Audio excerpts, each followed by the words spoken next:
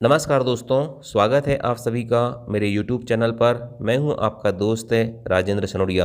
देखिए दोस्तों, आज से मैं Madhya Pradesh daily current affairs की एक नई सीरीज स्टार्ट कर रहा हूं, जिसमें दोस्तों मैं आपके लिए daily Madhya Pradesh current affairs के क्वेश्चन लाऊंगा।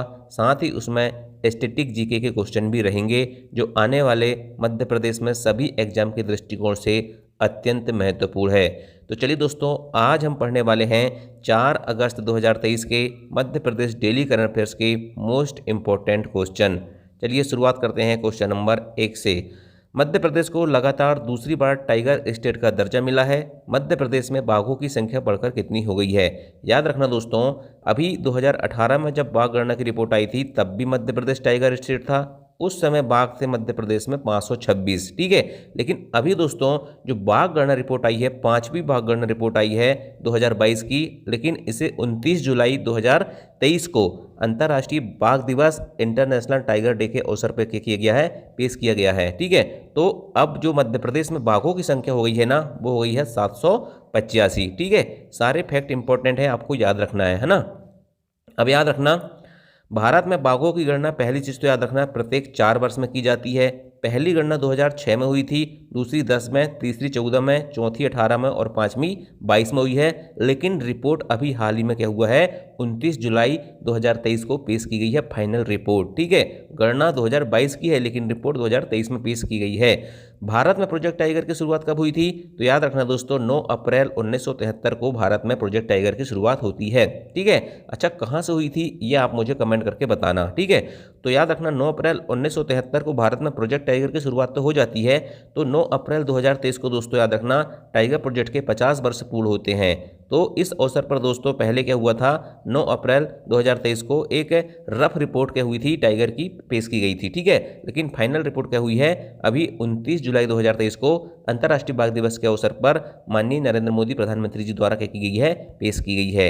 याद रखना, मध्य प्रदेश में अगर पूछ ले कि प्रोजेक्ट टाइगर की शुरुआत कब होती है, तो 1974 में होती है। कान्हा किचली राष्ट्रीय उद्यान कहाँ पर है? मंडला में है।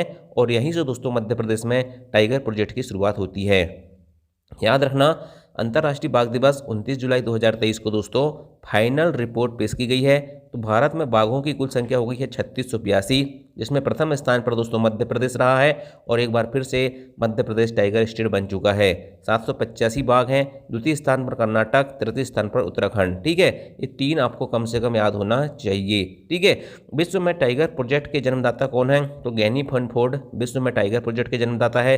अगर भारत में पूछ ले तो कैलाश सांखला भारत में प्रोजेक्ट टाइगर के जन्मदाता है। मध्य प्रदेश तीसरी बार टाइगर स्टेट बना है। पहली बार कब बना था? 2006 में, दूसरी बार 18 में, तीसरी बार 22 में। बाघ गणना 2018 के अनुसार याद रखना दोस्तों, मध्य प्रदेश में बाघों की संख्या 526 थी, जिसमें 259 बाघों की वृद्धि के साथ जो संख्या है 785 हो गई है।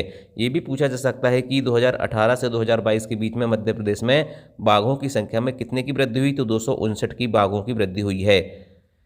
नेक्स्ट दोस्तों याद रखना, भारत में जो है विश्व के 3/4 भाग, मतलब दोस्तों लगभग हम कह सकते हैं कि 75 से 80% जो है दोस्तों बाघ भारत में पाए जाते हैं पूरे वर्ल्ड के, ठीक है।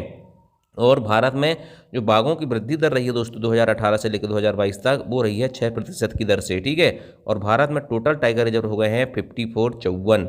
बहुत ही इंपॉर्टेंट क्वेश्चन है, याद रखना।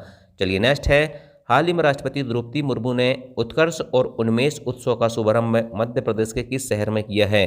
तो याद रखना दोस्तों, इसका राइट आंसर है मध्य प्रदेश की राजधानी भोपाल में।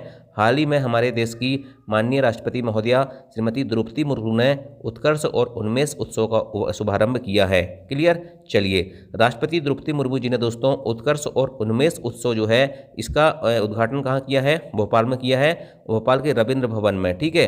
रविंद्र भवन भोपाल में हंस ध्वनि सभागार है दोस्तों, वहाँ पर इसका आयोजन किया जाएगा। कब से कब तक चलेगा? 3 अगस्त से 5 अगस्त तक चलेगा, मतलब 3 दिन चलेगा। और याद रखना, ये उत्कर्ष और उन्मेष उत्सव जो है ये एशिया का सबसे बड़ा साहित्यिक उत्सव है। क्या है? एशिया का सबसे बड़ा साहित्यिक उत्सव है। रविंद्र भवन के बारे में आपको पता होगा दोस्तों, भोपाल में है। इसकी स्थापना 1884 में होती है। कब होती है? 1884 में होती है, ठीक है। चलिए भारत भवन की बात कर लेते हैं। तो भारत भवन दोस्तों कहाँ पर है? भारत भवन भोपाल में है। इसकी स्थापना 13 फरवरी 1982 को हुई थी। ठीक है, श्रीमती इंदिरा गांधी जी द्वारा इसको उद्घाटन किया गया था। ठीक है, और भारत भवन न्यास अधिनियम 1982 के तहत इसकी स्थापना की गई थी। इसके वास्तुकार चार्ल्स कोरिया हैं। ठीक है, भारत भवन के 6 अंग थे: रूपंकर, बागर्थ, अनहद, रंगमंडल, आकार और प्रकाशन। ठीक है, कई बार ये क्वेश्चन पूछा जा चुका है एग्जाम में। दोस्तों आज ये मेरी Madhya Pradesh daily current affairs की पहली क्लास है। ठीक है, इसलिए आज मैं देखता हूं कि आपका रिस्पांस कितना अच्छा मिलता है। दोस्तों अगर यहां तक पहुंचे होगे तो पूरी ईमानदारी के साथ आप वीडियो को करना, लाइक करना। ठीक है, मैं आपको 100% विश्वास दिलाता हूं दोस्तों कि अब आपको, अभी मैं थोड़ा व्यस्त चल रहा था काफ़ी दिनों से, लेकिन अब मैं हो चुका हूँ टोटल फ्री। ठीक है, अब मैं आपको दोस्तों ज़बरदस्त कंटेंट मध्य प्रदेश जीके का, ठीक है, और करंट अफेयर्स का देने वाला हूँ। Thank you. जय हिंद, जय भारत।